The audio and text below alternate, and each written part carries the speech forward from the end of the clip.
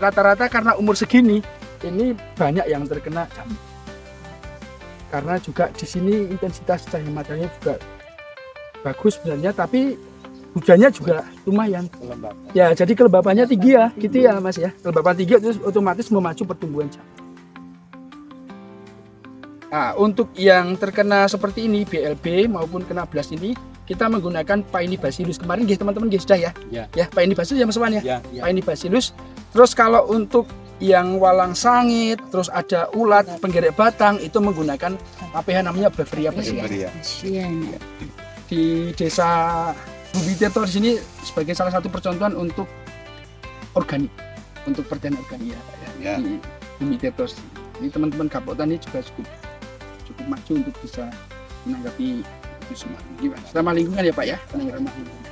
Sehingga meminimalisir pestisida, itu ya Pak ya. Meminimalisir pestisida.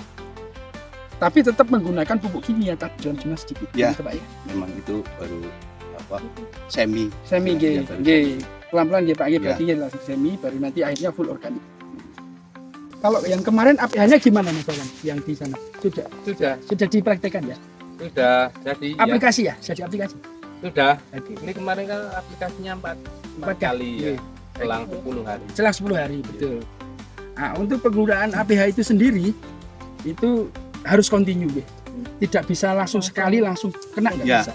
Karena itu harus kontinu, artinya terus menerus. Bahkan di sini setiap 10 hari sekali ya, 10 hari sekali setelah tanam itu dikasih APH. APH itu Agensia Pengendali Hayati. Itu berarti non pestisida kimia. Itu sama-sama racun tapi tidak secara kimia. Buat dari apa itu berarti? Itu pakainya menggunakan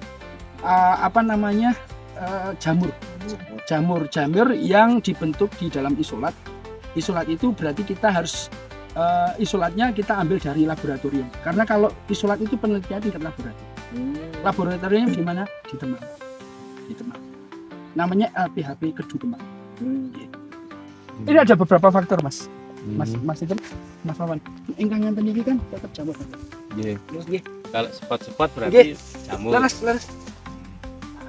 Nanti soalnya kalau sudah kering itu kelihatan banget disebabkan oleh jamur sama enggak. Karena mesti kalau yang kering karena bakteri itu mesti sininya mulus. Nah ini kan ada hitam-hitamnya. Berarti ini keringnya karena jamur Mas. Ini keringnya maksudnya mulus, enggak ada spot. Enggak ada spot.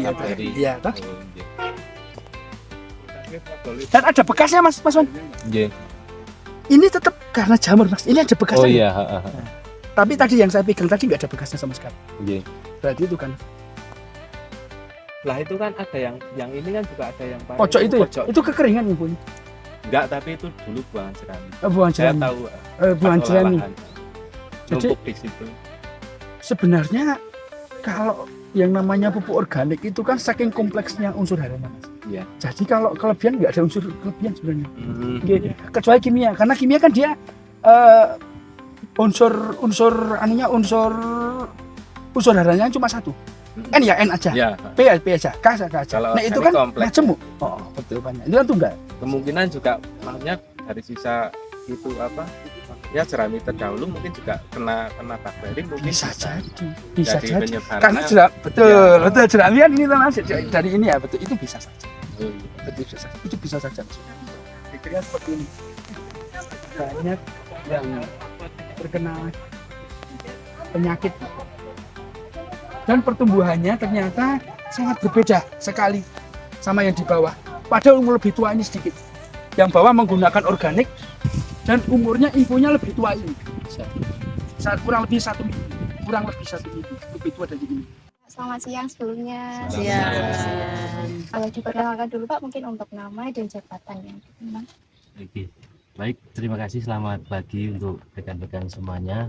Kami dari Desa Bumi Tirto, saya PJ Bumi Tirto, Budi Atmadi Nugroho bersama dengan BPL Pertanian Mas Ranto dan Pak Carik, Pak Eko Saryono dan Pak Gito, Pak Sugito sebagai anggota Kabupaten ya, dan Pak Wahyu Setiawan sebagai bendahara Kabupaten. Ya, ini bermula dari dilatar belakangi di negara Indonesia ini, khususnya di Wonosobo banyak padi ataupun beras impor ini kenapa di Desa Bumi Tirto mengadakan bagaimana karena lahannya luas dan airnya pun banyak. Saya ini menganggarkan untuk kegiatan pertanian bagaimana untuk memproduksi beras secara mandiri dan lebih sehat, ini dengan secara alami.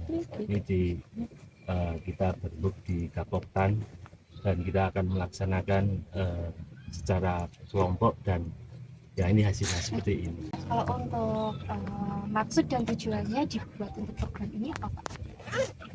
Maksud dan tujuan ini yang pertama, kita akan mencukupi kebutuhan beras di lingkungan sekitar di Desa Bumi Tirto pada khususnya. Ini akan bisa melebar untuk khususnya di Kabupaten Wonosobo maupun di wilayah-wilayah terdekat gitu. Untuk yang terakhir nih, Pak, mungkin ada sedikit ucapan terima kasih untuk pemerintah Wonosobo yang sudah mengadakan program ini. Baik, terima kasih. Ini anggaran di tahun 2024 kita terapkan ini tidak lebih dari anggaran desa yang kita terapkan untuk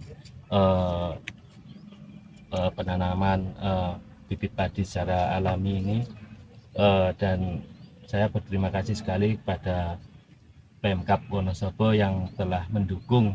Di sini banyak perhatian dari BPL Pertanian maupun dari Dinas Pertanian yang hadir dan mendukung program-program kami, dan harapan saya bisa untuk melebarkan sayap ataupun lahan-lahan ini bisa kita tularkan di desa-desa terdekat. Terima kasih. Ini padi ramah lingkungan. Kenapa bisa disebut padi ramah lingkungan? Karena di sini kita tidak menggunakan pestisida kimia, tidak menggunakan racun kimia, sehingga kita menggunakan agensia pengendali hayati, yang mana ini menggunakan jamur, sehingga tidak ada residu atau kerusakan dampak dari penggunaan APH ini. Itu disebutkan, dan lebih sehat Mas, karena tidak ada kimia. Untuk ini padi ramah lingkungan jelas menekan biaya produksi, karena kita penggunaan pupuk kimia juga dibatasi. Dikembalikan Mas Wawan itu. Ya, dibatasi.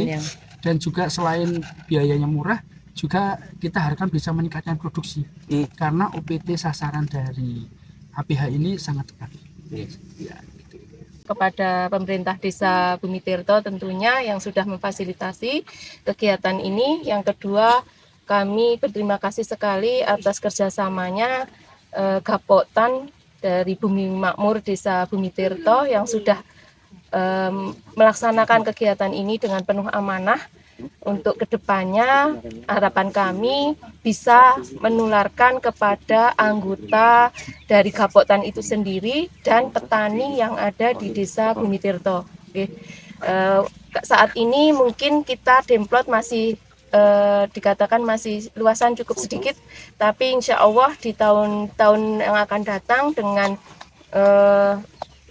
kondisi demplot kita seperti ini, maka para petani sudah banyak yang mulai melirik untuk pertanian yang ramah lingkungan ini. Jadi kami berharap semua petani yang ada di Bumi Tirto ini bisa mencontoh apa yang kami usahakan. Kami berikan ilmu yang ada di kegiatan pada 5 kali pertemuan ini. Dan kami berharap untuk Gapoktan dan pemerintah desa bisa bersinergi dengan baik untuk bisa menghasilkan atau memproduksi agensi-agensi hayati yang sudah diterapkan di pertanian ramah lingkungan ini.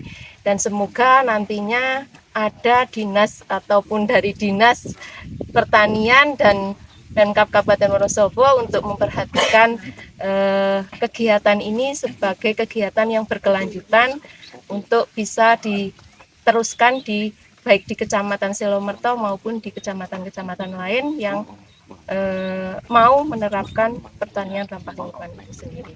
Mungkin itu nggih. Dan kami berharap untuk Gapoktan khususnya untuk bisa tetap eksis dan bisa meneruskan kegiatan ini.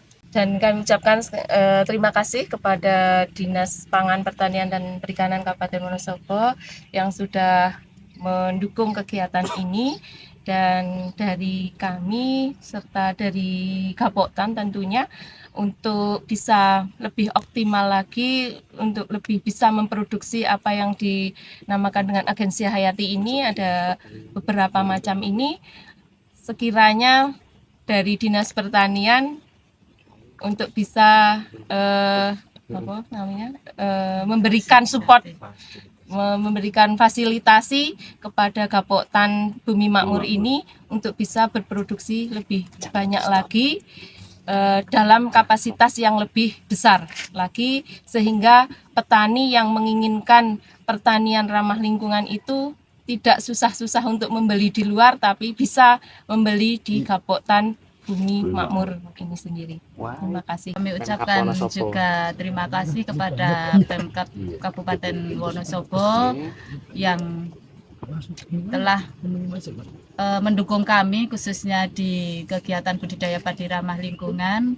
Kami berharap dari Pemkab Wonosobo bisa mensupport kami khususnya para penyuluh pertanian, para Gapoktan, insan-insan pelaku di pertanian. Kami berharap agar kami lebih diperhatikan lagi. Petani adalah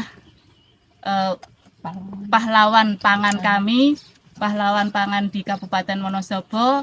Semoga pemimpin-pemimpin yang ada di Pemkab Wonosobo bisa memperhatikan petani lebih maju lagi, memfasilitasi pertanian yang lebih ramah lingkungan, karena kita menuju tahun 2045 untuk menuju Indonesia emas dan swasembada pangan yang berkelanjutan. Tanpa ada perhatian khususnya di lahan pertanian, dengan mengaplikasikan agensi hayati, insya Allah pangan akan tetap tercukupi di Kabupaten Wonosobo pada khususnya. Besar harapan kami dari Gapoktan Bumi Makmur untuk pemerintah dan dinas terkait agar supaya istilahnya harga pokok jual hasil pertanian itu dinaikkan, karena mengingat biaya produksinya juga tinggi, terutama untuk tenaga kerja juga tiap tahun hampir selalu naik. Dan juga harapannya juga ada fasilitas penunjang untuk pembuatan aplikasi ini, pembuatan agen hayati dengan kapasitas yang lebih besar dari dinas terkait.